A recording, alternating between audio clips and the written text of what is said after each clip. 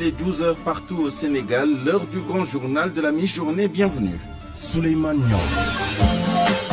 À la une, la réaction de la famille de l'ancien ministre des Finances décédé, Mohamedou Moustapha Ba, au lendemain de la diffusion de propos polémiques du porte-parole du gouvernement sur les circonstances du décès.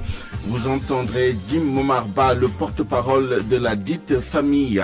Proposition de loi d'interprétation de la loi portant amnistie. Un officier de gendarmerie à la retraite parle de paradoxe dans un état de droit. Vous entendrez le colonel Sankoun Fati dans quelques instants. Vous entendrez également les réserves du coordonnateur du F24 dans ce journal. Accusation de traitements inhumains et d'expulsion illégale de migrants en situation irrégulière. Le ministre mauritanien de l'Intérieur parle de diffamation. Vous l'entendrez également dans ce journal. Et puis à suivre, dans la seconde partie de cette édition, l'épisode du jour dans notre série de dossiers sur le bilan de l'an 1 de la 3e alternance, bilan social avec les centrales syndicales. Et puis dans notre rubrique Point de vue, nous débattrons de la retraite au Sénégal. À la mise en onde, Aliouba.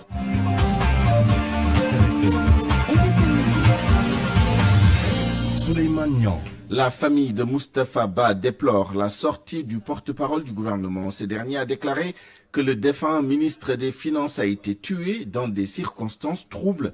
Elle réclame que la justice élucide les circonstances de sa mort. Écoutons Jim Momad Ba, frère de Moustapha Ba et par ailleurs maire de Nioro.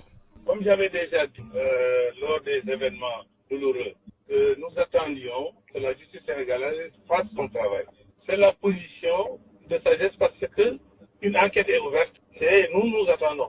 C'est ce que je peux vraiment dire par rapport à ça. Maintenant, qu'il y ait eu une affirmation, qu'il y ait eu meurtre, vraiment ça, on laisse à la justice quand même aussi trancher de faire son travail. Vraiment, c'est notre position de sagesse. À moi, en tant que mère et frère, c'est ma position à moi. Je préfère ne pas trop commenter dans cette affaire-là. Comment réagissez-vous aux propos du porte-parole du gouvernement qui dit que Moustapha Ba a été tué dans des conditions troubles?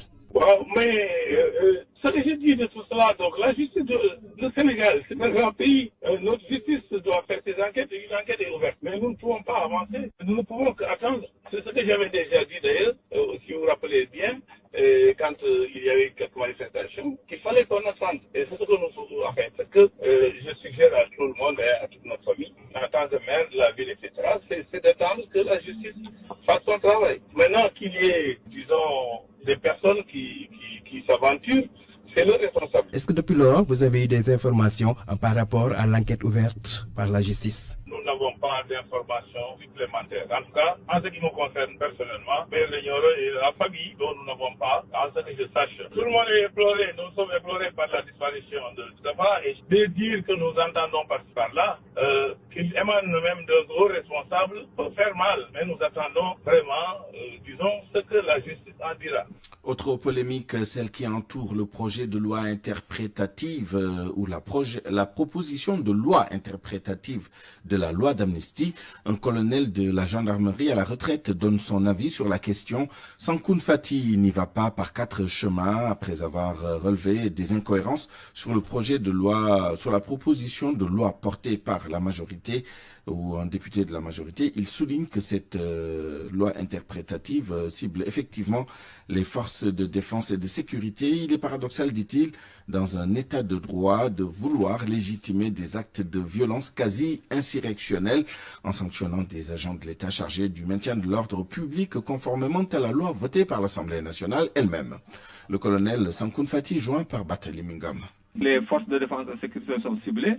Il y a 2 poids 2 mesures. On protège ceux qui ont des motivations politiques et ceux qui ont des motivations républicaines pour lesquelles ils ont prêté serment. Leur motivation, c'est ça. C'est dans le cadre de leur mission. J'ai dit on se trompe de cible parce que les forces de défense et de sécurité, dans l'exercice de leur mission, effectivement, peuvent commettre des infractions, mais loi d'amnistie ou pas, parce qu'il y a les lois nationales, notamment la loi 70-37, qui autorise l'utilisation des armes et la force au maintien de l'ordre.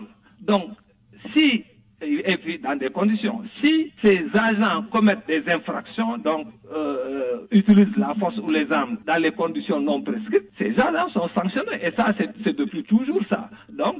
mécanisme existe, aussi bien des sanctions disciplinaires que des sanctions pénales. Ça, on l'a toujours fait. C'est pourquoi j'ai dit, on n'a pas besoin d'une loi interprétative ou une loi quelconque pour nous dire qu'on sera sanctionné quand il y a faute. Vous pensez que c'est paradoxal dans un état de droit? Mais c'est tout à fait paradoxal. Les infractions qui ont été constatées ici, c'est pendant des manœuvres, des manifestations violentes qui ont des allures insurrectionnelles. Donc voilà, ces gens qui ont cassé, qui ont brûlé, qui ont utilisé des cocktails Molotov, sont motivés. Il suffit qu'ils soient motivés politiquement parce que voilà, c'est pour des événements politiques. Ils sont épargnés. Maintenant, ceux qui combattent, ceux qui ont prêté serment, qui l'État, au nom de l'État, font leur métier, ces gens-là, vont être sanctionnés. Toujours à ce sujet, le coordonnateur du F24 émet des réserves sur la proposition de loi interprétative de la loi d'amnistie. Mamadou Botch souligne que les crimes doivent être exclus du champ d'application de l'amnistie et quelles qu'en soient les motivations. Nous l'écoutons au téléphone avec El Hadj Ndiogou Diène. La loi d'amnistie a été rejetée par beaucoup d'acteurs, y compris à l'époque nous acteurs des 24. Donc nous avions pensé qu'il fallait l'abroger. Maintenant, comment l'abroger? Il faut également considérer que de manière générale, du point de vue logique, il me semble difficile de vouloir reprendre les choses à zéro. C'est-à-dire que si la loi devait être abrogée et que l'on reprenne à zéro, que les gens qui étaient en prison reviennent en prison ou soient préjugés, alors que nous avions convenu de manière générale que 90 à 95% d'entre eux n'avaient absolument rien à faire dans une prison. Donc de ce point de vue, il me semble qu'il faut créer quelque chose qui permette que ces gens qui n'avaient rien à faire dans une prison ne soient pas l'objet de jugement ou de traitement quelconque. Maintenant, est-ce qu'il faut, parce que ce qui me semble difficile dans l'affaire, c'est qu'on dise seulement ceux qui ont mené des actes politiquement, qui justifient ça politiquement. Maintenant, un crime ne peut pas se justifier politiquement. Donc si on pouvait dire que tous les crimes qui ont été commis feront l'objet du jugement et que les autres sont amnistiés, je crois que ça devrait pouvoir marcher. Je crois que le problème, c'est qu'on puisse peut-être dire qu'il y a des gens avec des crimes qui pourraient être amnistiés et que d'autres non. Mais si on doit amnistier, évidemment, tout peut l'être sauf les crimes, quels que soient maintenant les auteurs de ces crimes-là. Donc il faut mettre la vérité devant, qu'on fasse des enquêtes, qu'on sache qui a fait quoi, et à partir de ce moment-là, évidemment, on peut dire voilà ceux qui peuvent bénéficier d'une amnistie, voilà les circonstances atténuantes, etc., etc. Mais on ne peut pas faire deux poids, deux mesures. Il faut que la loi soit revue, non pas totalement parce que apparemment il y a des conséquences qui peuvent être dramatiques, mais partiellement en fonction, mais en excluant tous les crimes. Venons-en maintenant à l'affaire en cours d'instruction, impliquant Farba Ngom et Tahirou Sarr, avec cette tournée des présidents, des députés, élus locaux, présidents de conseils départementaux et simples dignitaires de l'ancien régime, qui ont lancé une tournée dans les foyers religieux de la région de Matam, de Ranérou à Ourossogui en passant par Ogo. Ils ont donc demandé des prières et des interventions à des marabouts rencontrés. Objectif, faire libérer les deux hommes. Correspondance à Ali Bandegnon. Cette délégation, conduite par Maître Moussa Bokar Thiam, est composée de députés, maires et conseillers départementaux de la région. Tous des responsables politiques de l'ancien régime à la rencontre des familles religieuses de la zone. Après Ranérou, la délégation a d'abord été reçue chez le shérif de Tiankon Bogel avant d'arriver chez Tcherno Aliou Thiam, le calife de Ourossogui. À la fin de leur tête-à-tête avec Tcherno Amadou Yaya Wele de Ogo, où ils se sont même recueillis au mausolée de Tcherno Yaya Wele, Maître Moussa Bokar Thiam s'explique sur le sens d'une telle initiative. Sensibiliser davantage les chefs religieux, implorer leurs prières et surtout implorer leur action pour que chacun à son niveau, de par ses relations, de par sa courtoisie avec les autorités, puisse intervenir pour faire cesser cette détention arbitraire. Nous avons fait l'option d'avoir confiance à la justice de notre pays. Nous avons fait l'option de respecter nos magistrats et de laisser la justice faire son travail. Nous ne sommes pas de ce genre à vouloir semer le chaos dans cette belle région qu'on a mis des années nous-mêmes à construire. Nous avons fait l'option de mener un combat pacifique, mais un combat avec fermeté et avec rigueur et dignité aussi. C'est pour laquelle nous avons décidé de rendre visite à chaque autorité religieuse, à chaque autorité influente de la région, qu'ils fassent des prières d'abord et ensuite que chacun d'entre eux fasse des actions concrètes auprès de ces autorités pour effectivement que Farba Ngom et Tahirou Sarr puissent retrouver la liberté. Au deuxième jour de ce périple, les soutiens de Farba Ngom et de Tahirou Sarr en prison depuis près de 2 mois sont attendus ce jeudi chez Thierno Mohamedou Samasso de Matam avant l'autre étape de chez Thierno Amadou Alpha Niang de Bouyinadji. Matam, Ali Bandelian, RFM. RFM, partout, tout le temps. Production du pétrole de Sangomar, plusieurs communautés disent subir les conséquences. C'est le cas à Marloch où les femmes transformatrices dénoncent la rareté des ressources depuis que la production du pétrole a été lancée. Ajoutez à cela l'impact sur l'environnement. Propos tenus en marge d'un atelier de sensibilisation sur la gestion des revenus issus du secteur extractif. Aminata Goudiaby. L'Union locale des femmes de Marloch se distingue depuis plus d'une décennie dans le reboisement de la mangrove. Ses membres sont des cueilleuses et des transformatrices de produits halieutiques. La ressource est devenue difficile à trouver et ce sont les conséquences des changements climatiques et surtout de l'exploitation du pétrole de Sangomar, selon Diemendong, animatrice de projet à l'Union locale des femmes de Marloch. Parce que le site de Woodside, là où il est, c'était une zone très poissonneuse. Et actuellement, les pêcheurs ne peuvent accéder là-bas. Donc c'est à cause de ça que il y a un manque de poisson qu'on a constaté depuis l'année dernière. Le poisson que tu achetais à 500 francs, maintenant tu l'achètes à 3000 francs, à 5000 francs. L'État et l'entreprise pétrolière Woodside sont interpellés. Des menaces planent sur l'environnement et sur les activités économiques des communautés locales. Diemendong. Et dans l'article 25, on a dit que les ressources appartiennent au peuple. Donc on veut dire à Woodside qu'il fait une exploitation rationnelle qui ne va pas dégrader notre environnement. Faire de sorte que les acteurs à la base peuvent rencontrer Woodside et au moins discuter pour avoir des solutions. Ce plaidoyer doit être entendu par les décideurs, citoyens actifs pour la justice sociale, Cajuste a durant 2 jours sensibilisé les communautés locales, les organisations de la société civile et les médias sur la gestion des revenus issus du secteur extractif. Boubacar Seydi, chargé de projet à Cajuste. Ce que nous pouvons faire, c'est outiller les communautés pour qu'elles puissent comprendre comment d'abord poser ces doléances-là dans le cadre de redistribution des revenus issus des industries extractives. Si on ne connaît pas notre droit, on ne peut pas quand même poser des doléances par rapport à ça. Ces communautés du delta du Saloum et les membres de la société civile vont participer à la séance de partage des résultats et conclusions du rapport de l'ITIE. La rencontre est prévue ce vendredi à Fatick. Aminatou Goudiaby, Fatick RFM. Ce qui nous amène à parler de cette remise de 15 pirogues en fibre de verre à des pêcheurs de Mbour, un geste de la DER. Ces pirogues fabriquées par des artisans sénégalais participent à la modernisation de la pêche. La présidente de la délégation de l'entrepreneuriat rapide qui a présidé la cérémonie a demandé aux bénéficiaires de rembourser leur crédit afin de permettre à la DER de pouvoir financer d'autres pêcheurs.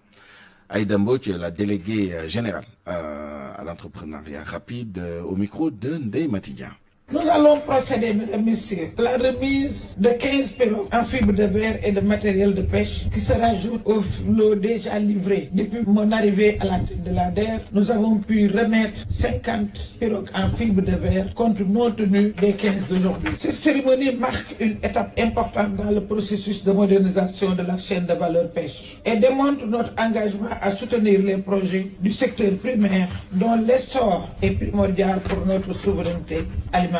Par ailleurs, ces réalisations sont en phase avec la lettre de politique sectorielle, particulièrement dans son objectif 2, relatif à la valorisation de la production halieutique. La modernisation et la mise aux normes des embarcations artisanales sont donc les premiers jalons pour disposer des produits de qualité à haute valeur commerciale et nutritionnelle. Ensuite, les pirogues en fibre de verre ont une durée de vie de plus de 25 ans. Ces pirogues offrent plus de sécurité aux pêcheurs car insubmersibles. Donc, dans le cadre du pavillon, nous avons pu accompagner les acteurs du secteur en formalisation, en formation et financer 127 unités de pirogues en fibre de verre équipées qui ont permis de créer ou consolider plus de 1000 emplois et ce pour un montant investi d'1,3 milliard. Seulement, je vous exhorte à être exemplaire sur le remboursement afin de nous encourager à plus d'investissements dans l'autre secteur. Nous voulons faire beaucoup de choses dans le secteur de la pêche à condition qu'on fasse un bon recouvrement. À 12h15, revenons sur la réunion du Conseil des ministres. Hier, le président de la République a invité le ministre des Finances et du Budget à accorder une importance particulière à la viabilité financière de la couverture sanitaire universelle. Les acteurs du secteur se prononcent. Selon eux, il faut corriger beaucoup de points dans la politique de gratuité, la participation des ménages, le financement de l'État, entre autres. Awambaye. Pour Mbalo Diatiam, le coordonnateur de l'Alliance Andugesem, le problème de la couverture sanitaire universelle est principalement d'ordre structurel. Il faut voir que la FMI pose des problèmes d'ordre structurel et non des problèmes d'ordre conjoncturel. Bon, alors nous avons dit qu'il fallait donc régler les questions de l'ancrage parce qu'il faut que quelqu'un paye et que quelqu'un vende. Mais si on vend et on achète aussi à crédit, donc vous voyez ce que ça pose comme problème. Mais tout compte fait aussi, c'est le trésor qui paye. Et le trésor aussi de pouvoir payer pour tout le monde. Il faut revoir les politiques de gratuité qui plombent le fonctionnement de la CSU. Selon Mbalo Diatiam, il faut un meilleur ciblage pour espérer s'en sortir. C'est pourquoi on a posé la question du ciblage. Parce que pour les enfants de 0 à 5 ans, c'est vrai, c'est une bonne perspective que de payer pour tous les enfants, mais à condition qu'on puisse payer. Mais c'est des créances de l'État sur les établissements de santé. On parle de plan Sésame, mais il n'y a pas de carte Sésame. C'est la carte Sésame qui doit discriminer la personne âgée qui ne peut pas aller, qui ne peut pas payer, de la personne âgée qui jouit d'une protection sociale. André Dembawad, président de l'Union nationale des mutuelles de la santé communautaire, pense que l'État doit renforcer son niveau d'investissement dans la couverture sanitaire universelle. L'État doit renforcer son financement au niveau de la demande pour permettre aux populations de disposer d'une couverture maladie, d'une protection sociale santé dans ce domaine-là. Et donc, ça nécessite des financements de plus de 100 milliards par année de la part de l'État, plus ce que les ménages font apporter. Et nous pensons qu'il faut d'abord faire le diagnostic et discuter, faire une analyse profonde pour avoir une idée des besoins et des modalités de financement de ces besoins-là. La CMU devient la couverture sanitaire universelle, une politique beaucoup plus globale en matière de protection sociale en faveur des populations. Après plus de 10 ans d'existence, ce programme peine à atteindre ses objectifs. Autre sujet largement évoqué hier en réunion du Conseil des ministres,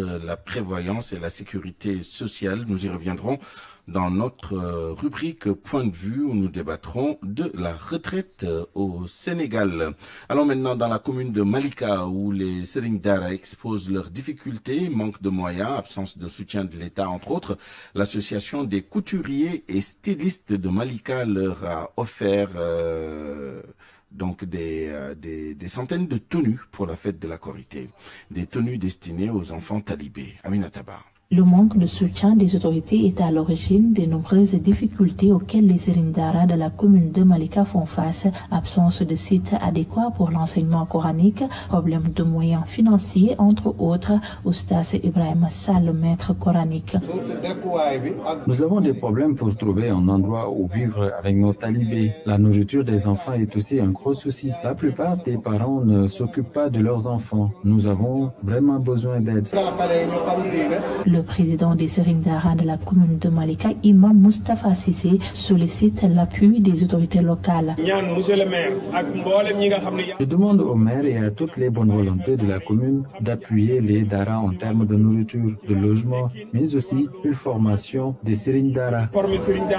Ces maîtres coraniques ont reçu des centaines de tenues pour leurs talibés, un don de l'association des couturiers et stylistes de Malika. Mamadou Sey est le président. Tous les Dara ont été habillés, non seulement habillés, mais avec des chaussures aussi pour certains Dara. Demandez aussi de nous accompagner, comme l'a si bien fait le directeur de l'action sociale du département de Kermoussar, pour que nous puissions aller loin avec les Dara qui se trouvent au niveau de la commune de Malika. Nous voulons toujours accompagner les Dara dans le cadre de la formation professionnelle. L'association des couturiers et stylistes de Malika est à sa 3e édition de don de tenue. Ces artisans forment également les talibés en couture pour leur permettre d'avoir un métier. Aminata Bakar Massar, Radio Média. Dans un instant, le journal international, mais avant cela, allons en Mauritanie où le ministre de l'Intérieur a dénoncé une campagne de diffamation contre son pays dans les médias et les réseaux sociaux. Il a assuré que toutes les mesures relatives aux arrestations et autres expulsions d'étrangers respectent les accords avec les pays voisins. Écoutons Mohamed Ahmed Ould Mohamed Lemine, qui était en conférence de presse hier. Il est au micro de Mohamed Diop. Nous devons tous collaborer, autorités de sécurité, médias et citoyens, pour protéger notre pays. Toutefois, nous sommes prêts et ouverts à accueillir des étrangers ainsi que des citoyens d'autres pays dans des conditions légales. Nous tenons à vous assurer que les mesures que nous avons mises en place et qui vont se poursuivre respectent pleinement les accords privilégiés qui nous lient aux pays voisins. Je vous garantis que ces accords seront améliorés et actualisés afin de faciliter l'entrée des citoyens de ces pays frères avec lesquels nous avons des liens historiques et géographiques. Des accords mutuels existent entre nous et nous œuvrons à faciliter leur entrée et séjour dans notre pays, tout en veillant à ce que cela soit fait dans le strict respect des dispositions juridiques. L'actualité internationale. Le journal international avec vous, Georges Détié Diop. Bonjour. Bonjour, Souleymane. Au Mali, l'armée annonce avoir mené des frappes aériennes près de Gourmararos. Dans la région de Tombouctou, des frappes menées hier, objectif visé, une transaction logistique de carburant de terroristes. Selon un communiqué de l'armée qui ne donne aucun bilan humain, la cible a été traitée avec succès. Plusieurs membres de la rébellion indépendantiste du FLA ont confié à RFI qu'une quinzaine d'hommes ont été tués, des ouvriers Songhai qui chargeaient selon ses sources des marchandises commerciales. RFI précise cependant que ces deux versions n'ont pas été vérifiées auprès de sources civiles indépendantistes. Au Niger, entrée en vigueur des résolutions des assises nationales de la refondation la semaine prochaine. Mardi prochain, 25 mars, une cérémonie officielle va marquer le début de l'application concrète des recommandations majeures dont la période de transition et l'adoption d'une nouvelle charte constitutionnelle. Sodatiam. Parmi les recommandations principales qui seront officiellement lancées figure l'instauration d'une période de transition de 5 ans, la dissolution des partis politiques existants et l'adoption d'une nouvelle charte adaptée aux réalités socioculturelles du pays. L'avant-projet de la charte de la refondation, dont APA a obtenu une copie, revêt une valeur constitutionnelle et abroge l'ordonnance numéro 2023-02 du 28 juillet 2023. Il instaure une période de refondation de 60 mois et s'articule autour de 3 axes majeurs: les valeurs et les principes fondamentaux, les missions des nouvelles institutions et la structuration des organes de gouvernance. Le rapport des assises recommande également l'élévation du général Tiani au grade de général d'armée en reconnaissance au rôle historique qu'il a joué dans le processus de refondation du pays, selon les termes du ministre de l'Intérieur, le général Mohamed Toumba. En vertu des conclusions des assises nationales, le général Abdourahmane Tiani va assurer les fonctions de président de la République du Niger durant les 5 prochaines années. Cette cérémonie de lancement s'inscrit dans un contexte politique particulier, près de 2 ans après la prise de pouvoir par les militaires qui a entraîné une reconfiguration des alliances régionales et internationales du Niger, notamment une rupture avec plusieurs partenaires traditionnels et un rapprochement avec la Russie. Et puis en République démocratique du Congo, les rebelles du M23 sont entrés dans le centre de la ville de Walikale. Dans l'est du pays, une information de l'agence Reuters qui cite un activiste local et une source du M23, la prise de Walikale qui se trouve dans une zone riche en minéraux, notamment en étain, fait suite à des combats hier avec l'armée de la République démocratique du Congo et des milices alliées à la périphérie de la ville. Hors du continent, 6 corps repêchés, 40 personnes portées disparues. C'est après le naufrage d'un bateau de migrants au large de Lampedusa. Les gardes-côtes italiens ont pu secourir 10 autres personnes, dont 4 femmes. Selon les survivants, 56 personnes se trouvaient dans cette embarcation de fortune. Partie de Tunisie, elle avait à son bord des personnes originaires du Cameroun, de la Côte d'Ivoire, de la Guinée et du Mali, selon le HCR. Au Proche-Orient, au moins 70 Palestiniens ont été tués, des dizaines d'autres blessés ce matin dans les frappes israéliennes à Gaza. Des médecins ont indiqué à Reuters que les raids avaient visé plusieurs maisons dans les secteurs nord et sud de la bande de Gaza. L'armée israélienne a repris ses attaques aériennes sur Gaza depuis mardi et a lancé des opérations terrestres mercredi, abandonnant de fait le cessez-le-feu avec le Hamas. Merci Georges Détié Diop. Parole aux auditeurs. L'actualité, qu'en pensez-vous? Moi, je pense que vous devez. Réagissez dans nos éditions d'information sur l'actualité. Bonjour. Du lundi au vendredi, vous avez la parole sur RFM. Point de vue dans un quart d'heure, débat sur la retraite. Hier, en Conseil des ministres, le président de la République a demandé aux membres concernés de son gouvernement de voir la faisabilité de la revalorisation des pensions les plus faibles. Pour en débattre, nous serons avec M. Papa Mamadou Tandjan, président de l'Association générale des allocataires du régime de retraite de l'IPRES et membre du conseil d'administration de l'institution. Et M. Abdou Fouta Djahoumpa, inspecteur du travail à la retraite et formateur à l'École nationale d'administration.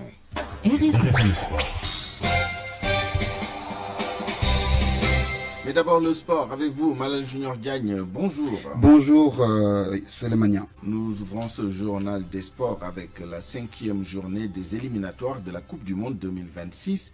Les Lions du Sénégal quittent Dakar ce jeudi. À 13h plus précisément pour se rendre à Tripoli en Libye pour y défier l'équipe du Soudan. Match comptant pour cette 5e journée. Les Soudanais déjà sur place avec leur sélectionneur qui s'est prononcé sur comment il a préparé son équipe mais également sur comment il analyse la sélection du Sénégal. Kessi Apia que nous écoutons avec Youssouf Boudjan. Nous sommes venus en Libye à Benghazi depuis 4 jours et les entraînements se passent très bien. Tous les joueurs se sentent très bien. Nous espérons que les Soudanais qui vivent en Libye et les Libyens eux-mêmes viendront en masse au stade pour nous supporter, nous pousser vers la victoire. En ce temps de Ramadan, nous demandons aux Soudanais de prier pour l'équipe pour que le Soudan puisse se qualifier pour la première fois à la Coupe du Monde. For the first time, Sudan can also qualify for the World Cup. It's not going to be easy because Senegal is a big team. Mais ce ne sera pas facile puisque le Sénégal c'est une grande équipe. Mais nous ferons de notre mieux pour les battre et nous qualifier pour la Coupe du Monde. Do our best, to beat them to qualify for the World Cup. Passons à la CAN U20. Le Sénégal joue contre la RD Congo en amical. Ce sera dans l'après-midi au stade Lat Dior de Thiès. Le sélectionneur du Sénégal a fait le point sur la préparation, mais également sur les raisons qui ont motivé cette double confrontation avec l'équipe de la RD Congo sur le Tcham. Tout d'abord, le sélectionneur des Lionceaux revient sur l'état d'esprit des joueurs. Serigne Saliou Dia. Les garçons sont très concentrés, ils sont conscients un peu de ce qui les attend. C'est des garçons qui se sont côtoyés dans les différentes catégories de jeunes, que ce soit en U17, que ce soit aussi au tournoi de l'UFOA. L'équipe nationale, je pense, on pourrait apprécier à un jour tout sauf l'état d'esprit et l'attitude. Beaucoup de jeunes attendent encore pour saisir leur chance. Et nous, on n'est pas fermés, on garde une base, mais on continue à s'ouvrir pour voir quelques joueurs qui peuvent nous plus ou moins nous renforcer. 3 binationaux figurent sur sa liste, à savoir Pierre-Antoine Doréval de l'Olympique lyonnais, Bakary Sow du FC Séville, qui sont d'ailleurs présents. Seul Bahmed Deuf du FC Nantes manque à l'appel. Tous ces Sénégalais voilà, qui ont envie de défendre la couleur du pays. Doréval, on le présente. Lui, il est là depuis longtemps avec Rose. Bakary est nouveau, mais là, il est très bien avec ses copains. Donc c'est Bahmed qui n'a pas voulu finalement, qui a eu des soucis sur le plan administratif. Mais dans l'ensemble, ça va. Ils se sont bien intégrés. Après 5 semaines de préparation, les Lionceaux vont essayer d'appliquer ce qu'ils ont appris ces dernières semaines face à la RDC. Un bon sparring partner selon Serigne Saliou Dia. Ce match vient à prendre parce que ça va nous permettre un peu de vérifier tout ce qu'on a fait en amont pour pouvoir rectifier et se projeter. Et je pense que l'adversaire aussi va nous aider sur ça. Un adversaire RD Congo, c'est le vainqueur de l'INEFAC, le tournoi régional. C'est une équipe aussi qui a eu dans le passé à gagner la Coupe d'Afrique. Donc c'est une équipe qui regroupe de joueurs très expérimentés, donc avec des clubs dans leur pays. Vraiment. C'est une équipe aussi sur la liste, on voit beaucoup de joueurs professionnels. Donc ça va être un match extrêmement important pour nous. Après la première rencontre amicale cet après-midi, Lionceaux et Jeunes Léopards vont encore se rencontrer le 23 mars, toujours en amical, au stade Lat Dior de Thiès. Dans la catégorie des jeunes, toujours CAN U17, le Sénégal connaît la date de son premier match dans cette compétition. Ce sera le 1er avril face à l'équipe de la Gambie, Coupe de la Ligue également. Plusieurs rencontres sont prévues dans l'après-midi. On peut citer entre autres Génération Foot contre Djambar, la Linguère contre Walidan, Djaraf contre Teungueth FC. Pour finir, Suleiman, avec le CIO, le Comité Olympique International, qui tient son assemblée générale élective ce jeudi avec la présence de Christy Coventry du Zimbabwe, candidate au poste de président. Cher Tidiane Diaye. L'ancienne nageuse zimbabwéenne Christy Coventry serait à 41 ans la plus jeune présidente du mouvement olympique, la première femme et la première africaine, si toutefois elle passe. Christy Coventry a participé à 5 éditions des Jeux olympiques d'été de Sydney 2000 à Rio 2016, en passant par Athènes 2004, Pékin 2008 et Londres 2012. Mais elle serait en course avec 6 autres prétendants, dont les plus en vue sont l'ancien athlète britannique de 68 ans, Sébastien Coe, l'espagnol Juan Antonio Samaranch Jr., dont le papa Samaranch a été président du CIO de 1980 à 2001. Une majorité absolue de 100 voix ou plus des membres du CIO est nécessaire pour être élu. À l'issue de ce vote, le Comité international olympique connaîtra son 10e président de l'histoire. Le président sortant, l'Allemand Thomas Bach, après 2 mandats cumulés de 12 années, passera officiellement la main le 23 juin. Voilà, Suleiman, c'est tout pour les sports. Merci Malal Junior Diagne, 12h30 minutes. RFM, la radio de toute l'actualité. Dans notre série de sujets en vue de l'an 1 du nouveau régime, aujourd'hui nous faisons le bilan social. La parole aux centrales syndicales, elle dresse un bilan négatif de cette première année de gestion du pouvoir par le régime de Bassirou Diomaye Faye. Avec des licenciements massifs dans la fonction publique, les centrales syndicales demandent au gouvernement de revoir sa copie. C'est dans ce dossier de Boubacar Dia. Lamine Fall n'y va pas par 4 chemins. Selon lui, les 12 premiers mois du tandem Diomaye Sonko au pouvoir n'ont pas été un fleuve tranquille pour les travailleurs. Il est le secrétaire général adjoint de la CNTS. Pour nous, travailleurs, on n'a rien vu comme avancée, une même reculade. Ce que nous avons constaté, c'est qu'il y a des licenciements un peu partout, dans le secteur de l'administration, du public surtout, et du parapublic. Et ça, on ne saurait l'accepter d'ailleurs. Nous l'avons même dénoncé. Je pense que, en tout cas, sur l'an 1, il n'y a rien encore qui présage d'un futur meilleur. Le secrétaire général de la Confédération démocratique des syndicats libres du Sénégal parle de bilan négatif. Ibrahim Sarr précise ses propos. Et à l'heure où nous vous parlons, aujourd'hui, on est très inquiets. Les travailleurs sénégalais sont très inquiets. Le pouvoir d'achat se détériore de jour en jour. Et aujourd'hui, le monde du travail est très, très, très inquiet. C'est pourquoi ce du bilan social, ce bilan n'est pas encore vraiment, on ne peut même pas savoir qu'est-ce qu'on a obtenu, qu'est-ce qu'on va obtenir, est-ce qu'on va. Pendant 1 an, nous sommes dans le désarroi. Lamine Fall, Ibrahim Sarr appelle les gouvernants à se ressaisir pendant qu'il est encore temps. Ils sont respectivement secrétaire général adjoint de la CNTS et secrétaire général de la CDSL. Il faudrait que le Premier ministre lui-même, le président de la République, parle à leur ministre et à leur directeur de société pour qu'ils gèrent le plan social et que des négociations normales s'engagent entre les organisations syndicales et le gouvernement, entre les organisations syndicales et les patrons du secteur privé, pour qu'on discute sérieusement des revendications des travailleurs et qu'on essaie de trouver des solutions. Le président s'est prononcé, je pense que nous sommes même dans une séance de négociation, je veux dire de discussion par rapport au pacte. Mais pour vous dire la vérité, on n'est pas encore sorti de l'auberge. Le pacte de stabilité sociale entre le gouvernement, les employeurs et les centrales syndicales devrait être signé avant le 1er mai 2025 qui coïncide avec la fête du travail. Le chef de l'État, Bassirou Diomaye Diakhar Faye, avait donné des injonctions en ce sens à son Premier ministre, Ousmane Sonko. Electronic Corp et Beko vous offrent votre revue de presse. La revue de presse avec Youssouf Bodian. Bonjour.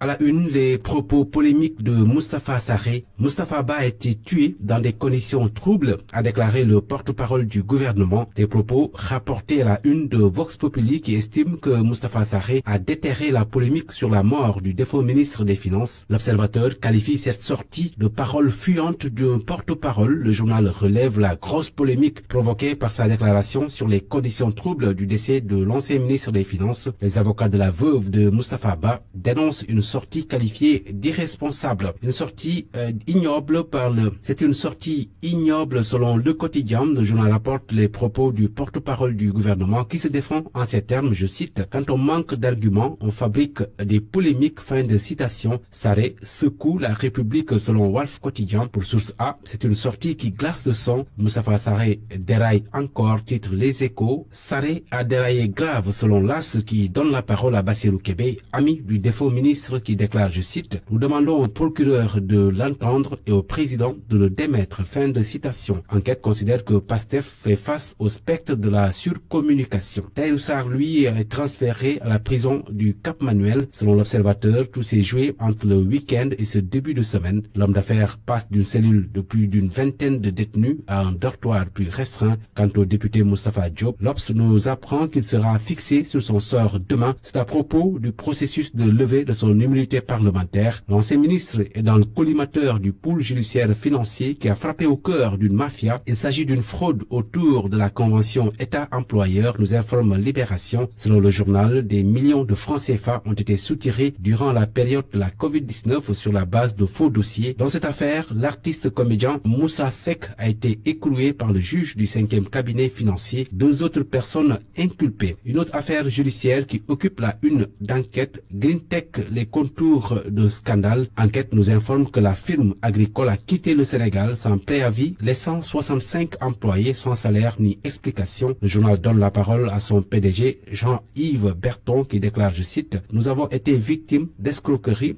et de diffamation ». Fin de citation. Le président de la République, lui, lance une série d'audits. L'information est à la une du Soleil qui liste les secteurs concernés. Il s'agit des infrastructures publiques et travaux inachevés, PUDC, Puma, AGETIP, Promoville, ADM, entre autres. En Conseil des ministres hier, il a également été annoncé la finalisation avant fin avril 2025 du document portant nouvelle politique nationale de l'emploi. En sport, Record consacre sa une à Edouard Mendy, décisif dans ses buts à l'extérieur. Les gants de l'assurance selon le journal qui annonce le départ des Lions du football pour Benghazi en Libye ce jeudi. Bonne lecture à tous. Electronic Corp et Beko vous ont offert votre revue de presse. Parole aux auditeurs. L'actualité, qu'en pensez-vous? Bienvenue dans notre rubrique Point de vue à 12h36. Je vous le disais tout à l'heure, en Conseil des ministres hier, le président de la République a longuement évoqué la question de la retraite et de la sécurité sociale en précisant, en affirmant d'emblée que c'était une problématique au cœur de la valorisation du travail et de la politique de protection sociale. Entre autres instructions, il a demandé à ses collaborateurs de travailler à la finalisation du projet de code unique de sécurité sociale, texte de loi devant contribuer à améliorer significativement la gouvernance des institutions de prévoyance sociale. Mais surtout, le président de la République a souligné la nécessité d'examiner les possibilités de revalorisation des pensions de retraite les plus faibles et d'engager avec les agents de l'État, les travailleurs et les partenaires sociaux un processus d'incitation et la mise en place accélérée de retraites supplémentaires par capitalisation. C'est sur ces deux aspects-là que nous allons nous concentrer dans ce mini-débat avec nos deux intervenants du jour. Monsieur Pape Mamadou Tandian, bonjour. Oui, bonjour. Vous êtes le président de l'Association générale des allocataires du régime de retraite de l'IPRES et vous êtes membre du conseil d'administration de cette institution de prévoyance retraite. Nous sommes également avec monsieur Abdou Fouta Diakhoumpa, inspecteur du travail à la retraite et formateur à l'École nationale d'administration. Monsieur Diakhoumpa, bonjour. Bonjour. Commençons avec vous, monsieur Pape Mamadou Tandian. Si on arrive à une nouvelle revalorisation des pensions de retraite les plus faibles, ce sera la énième augmentation. Ces dernières années, on annonce que depuis 2012, il y a eu 60% d'augmentation.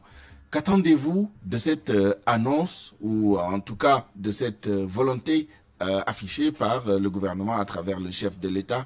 Qu'est-ce que vous attendez en termes d'augmentation et d'amélioration du système de retraite, notamment en ce qui concerne l'IPRES? Oui, merci. Je crois que, en fait, par rapport à ce sujet, la retraite est quelque chose de tellement importante que je crois que ça concerne tout le monde. Donc, si on parle en fait d'améliorer en fait le niveau des pensions, surtout les pensions les plus faibles, je crois que c'est la bienvenue. déjà au niveau, je crois, de l'IPRES depuis 2017. Alors, je rappelle qu'il y a à peu près 140 000 bénéficiaires, enfin allocataires en général. Allocataires, oui. Voilà, en fait, il y a les retraités, il y a les veuves et il y a les orphelins. Les orphelins. Donc, c'est cette population qui constitue les 140 000 pensionnaires. Mais il y a un effet multiplicateur. Les retraités, voilà, font vivre aussi beaucoup de personnes dans les familles. Effectivement, pratiquement, si on, en fait, c'est pas des statistiques, je dirais pas, en fait, qui sont confirmées, mais on dit qu'il y a pratiquement 70% à 70% des retraités actuellement qui sont toujours chefs de ménage. Qui sont des chefs de famille, des chefs de ménage.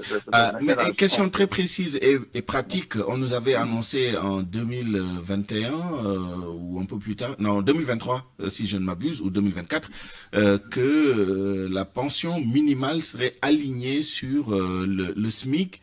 Est-ce réellement le cas? Est-ce que cette mesure qui avait été annoncée par le président Macky Sall a été, comment dire, actée et est-elle effective? Non, en fait, je crois que à ce niveau, il y a en fait quelque chose à éclairer par rapport à la pension minimale et le SMIC. Parce que en fait, ce que les gens en fait croient, c'est que en fait, la pension minimale n'est pas adossée sur le SMIC. D'accord. Parce que le SMIC, ça concerne le salaire. Or que la pension, c'est une rente. Donc, ça veut dire que lorsqu'on mettait en place la pension minimale, il fallait trouver une référentielle. Et en ce moment, en fait, en 2017, le SMIC était à 36 000. Donc, on a dit qu'il faut l'aligner à 90% du SMIC. C'est ce qui a amené les 35 000. Mais, en fait, par rapport à dire que à chaque fois qu'on augmente le SMIC, il faut faire bouger la pension minimale. Non, c'est pas la même chose. Donc, actuellement, la pension minimale n'est pas à peu près 50 000 francs. Non, actuellement, la pension minimale est à 35 000. Elle est à 35 000 francs, donc loin du nouveau SMIC, en tout cas, tel qu'il existe. Maintenant, ce qu'il faut peut-être envisager, relever le niveau de la pension minimale qui peut passer de 35 000 à un autre niveau. Mais pas dire que la pension minimale, il faut l'aligner automatiquement au SMIC, parce que c'est deux choses différentes. Donc pour vous, il faut juste l'augmenter, en tout cas, de façon significative. Relever le niveau de la... Mais en principe, le SMIC, c'est le salaire, ça concerne le salaire. Or que la pension, c'est des cotisations, c'est pas un salaire. N'est-ce pas? N'est-ce pas? C'est ça. Merci. Monsieur Abdou Fouta Diakhoumpa, est-ce qu'au Sénégal, on se prépare suffisamment bien à la retraite et au regard de ce que nous venons d'entendre, est-ce que les retraités vivent décemment d'après vous au Sénégal?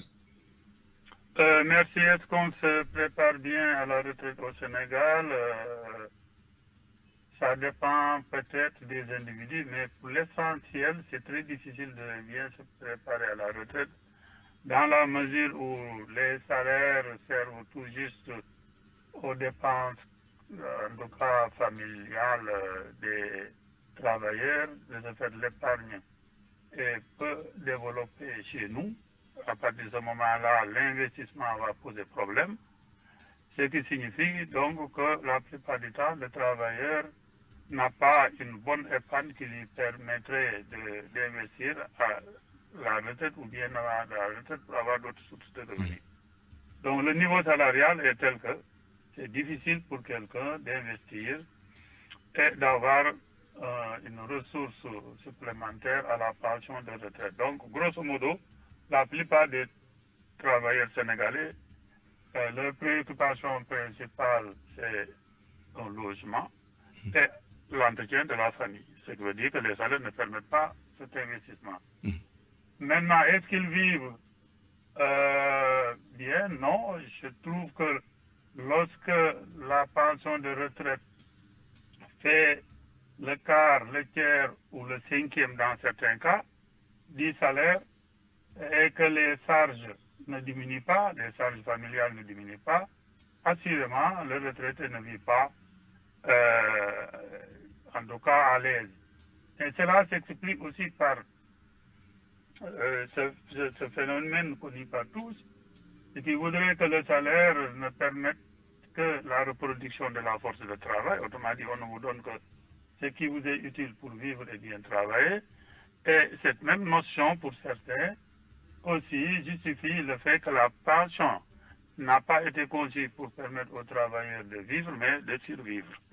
De survivre. Raison pour laquelle, la plupart du temps, vous voyez, ces pensions qui sont tellement, en tout cas, qui n'ont pas une consistance qui permettrait aux retraités d'être à l'aise, d'autant plus que, comme vous venez de le dire, 70% des retraités sont encore chefs de famille.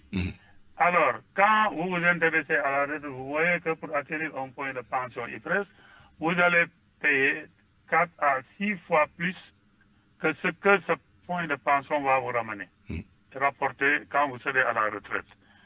Et cela s'explique évidemment par le fait aussi que, quelque part, quand on vous paye la pension sur 5 ans, vous retrouvez tout ce que vous avez cotisé. Ce que je veux dire à l'heure actuelle, c'est que vous qui travaillez à IFM, pour avoir un point de pension, vous allez dépenser 4 à 5 fois plus que ce que ce point de pension va vous rapporter quand vous allez à la retraite en termes de pension de retraite. Ce déséquilibre aussi, explique plus ou moins le fait que les pensions soient d'un montant, en tout cas minimum, pour ne pas dire... D'où les combats très âpres de certains... D'où les combats très âpres de certains syndicats pour le relèvement du point indiciaire pour certaines catégories d'employés. Hein, c'est notamment dans la fonction publique. Oui, mais le combat, au-delà de le relèvement de la valeur du point de pension, au-delà de cela, devait aussi concerner la possibilité pour l'IPRES d'avoir d'autres sources d'autres sources de revenus pour pouvoir augmenter les pensions. Et parmi ces sources de revenus, il y a le fait que l'État doit verser les arriérés de cotisation, l'État au sens large, par l'État central. Quand je parle de l'État, c'est au sens large. Oui, c'est le parapublic qui, il y a quelques années, devait plus de 50 milliards à l'IPRES. C'est ça où on doit, en tout cas, mettre le doigt pour inciter l'État, au sens large du terme, à faire face à ses obligations de cotisation. À partir de ce moment-là, ce serait une sorte de bouffée d'oxygène pour l'IPRES pour pouvoir augmenter les pensions. Mais penser que seul le secteur privé pourrait supporter, disons, ces augmentations poserait énormément de problèmes. Donc il y a une grande part de l'État qui ne cotise pas correctement au niveau de l'IPRES. Ensuite, il faudrait aussi, par un système d'incitation, pousser les agents de l'IPRES à faire plus de recouvrement, ne serait-ce qu'en leur donnant une partie des montants. On en parlera. Comme ça se fait ailleurs. On en parlera tout à l'heure. Merci beaucoup pour cette première intervention. Monsieur Pape Mamadou Tandian, beaucoup de choses sur lesquelles vous pouvez peut-être éclairer notre lanterne. Abdou Fouta Diakhoumpa vient d'évoquer la question de la capitalisation. On sait que en droit, peut-être, on n'a pas un système de retraite par capitalisation, mais dans les faits, l'IPRES investit beaucoup ses réserves sur les marchés financiers, mais aussi dans des immeubles de rapport et d'autres investissements qui font que, malgré les arriérés ou les impayés de certaines catégories, il ne faut pas oublier non plus une partie du privé qui est en retard par rapport à ses cotisations, on sait que l'IPRES est en train de mettre en place des dispositifs pour optimiser la collecte, justement, notamment à travers la digitalisation. Qu'est-ce que vous pouvez nous en dire et quel est votre point de vue sur la retraite supplémentaire et la retraite par capitalisation? Merci Souleymane. Je crois que j'ai écouté M. Diakhoumpa et je crois que son argumentation, ce qu'il a ici en fait est tout à fait logique et vrai, mais en fait peut-être pour en revenir un peu sur en fait le problème, la problématique de la retraite et surtout comment préparer la retraite. Je crois que au Sénégal, en fait le paradoxe que j'appelle le paradoxe sénégalais, c'est que les gens ne s'intéressent à la retraite que quand ils sont à la retraite. Or que, en fait, la retraite se prépare dès qu'on est embauché. Donc, on n'a pas cette culture de sécurité sociale. C'est ça qu'il faut, en fait, faire, en fait, sensibiliser les gens sur la sécurité sociale. Ça commence d'abord par l'affiliation. Dès qu'on est embauché, dans les 2 mois, on doit être affilié. Voilà, donc, mais ça, c'est l'employeur qui doit le faire. Voilà, non, je veux dire que, en fait, sensibiliser, en fait, le travailleur que demain, il sera à la retraite. Parce que c'est pas seulement les cotisations qu'on fait, mais quand même, au cours d'une carrière, le travailleur peut, en fait, gagner beaucoup d'argent. Et peut ne pas, en fait, se soucier, en fait, de la retraite. Donc, sensibiliser les gens sur la retraite, c'est extrêmement important. C'est fondamental. Donc, ça aussi, c'est un rôle, en fait, soit des syndicats, également de l'IPRES. Il faut préparer les gens à la retraite. Donc, ça c'est bien. Maintenant, par rapport au niveau des pensions actuelles, pour dire que comment faire pour, en fait, que le travail, quand il sera à la retraite, ait une pension décente. Je crois que c'est pas seulement le fait d'augmenter la valeur du point, mais également revoir certains paramètres qui peuvent faire bouger, en fait, la pension. Il y a notamment le plafond de calcul de la pension qui est passé de 300 et quelques mille à 432 000 pour le régime général et 1 296 000 pour le régime complémentaire. En fait, revoir les paramètres. Maintenant, effectivement, c'est revoir les paramètres pour vraiment améliorer, en fait, le niveau des pensions. Et là, on parle de l'IPRES. Il faut rappeler que schématiquement, le système de retraite au Sénégal a 2 mamelles. Il y a l'IPRES pour le parapublic et le privé et le Fonds national de retraite. Malheureusement, on n'a pas beaucoup de temps pour développer tout ça, mais je voudrais donner une dernière fois la parole à Abdou Fouta Diakhoumpa, justement sur cette question-là. Il se trouve que très souvent, les 2 systèmes ne convergent pas, même si on entend parfois quand on augmente pour l'IPRES, le FNR, les pensionnaires du FNR demandent une sorte de rattrapage, disons, du système de la fonction publique et vice-versa. Faudrait-il pas voir comment faire converger les 2 mamelles, justement, les 2 systèmes, pour avoir un système harmonieux? Oui, ce qu'il faut comprendre, c'est que ces 2 systèmes se justifient et ce serait un peu difficile de faire une convergence. Dans la mesure où le FNR gère les fonctionnaires au sens strict du terme, alors que l'IPRES gère les travailleurs du secteur privé, mais les travailleurs aussi qui travaillent pour l'État. Parce que l'État, dans la fonction publique, il y a une bonne part, au moins 40% des agents de la fonction publique ne sont pas des fonctionnaires. Et ces gens cotisent à l'IPRES. Ensuite, le mode de calcul des pensions est différent. Là-bas, c'est en termes de pourcentage par rapport aux émoluments de base de cotisation.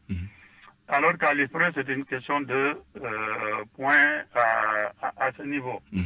Donc, ça va être un peu difficile de faire une convergence. Et les modes aussi ne sont pas les mêmes. Au niveau de l'IPRES, chaque fois que le point indiciaire, du FNR, chaque fois que le point la valeur du point indiciaire a été relevé, les pensions ont été relevées, comme récemment en 2023. Alors qu'à l'IPRES, la plupart du temps, c'est la valeur du point de pension qu'il faut relever. Mais tout ça, c'est pour dire que ce soit chez les fonctionnaires que les gens du privé, la pension n'est pas suffisante pour permettre à quelqu'un qui a encore en charge une famille de vivre décemment. C'est pas possible. N'est-ce pas? Merci. Même chez les fonctionnaires, vous voyez, on vous dit que c'est quoi? C'est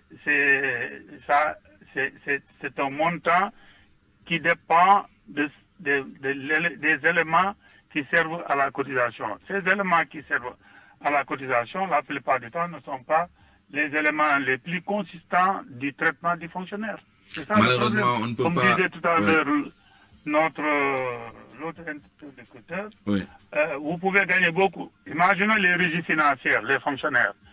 Il y a des montants qu'ils gagnent qui ne seront pas prises en compte. Qui ne se reflèteront pas dans la pension. Malheureusement, M. Diakhoumpa, on n'a pas plus de temps pour développer, mais on vous a bien compris. Merci à tous les deux. On vous retrouvera dans la version Wolof de ce débat dans un peu moins d'1 heure maintenant. C'est la fin de cette édition à 12h54. Je vous remercie de l'avoir suivi.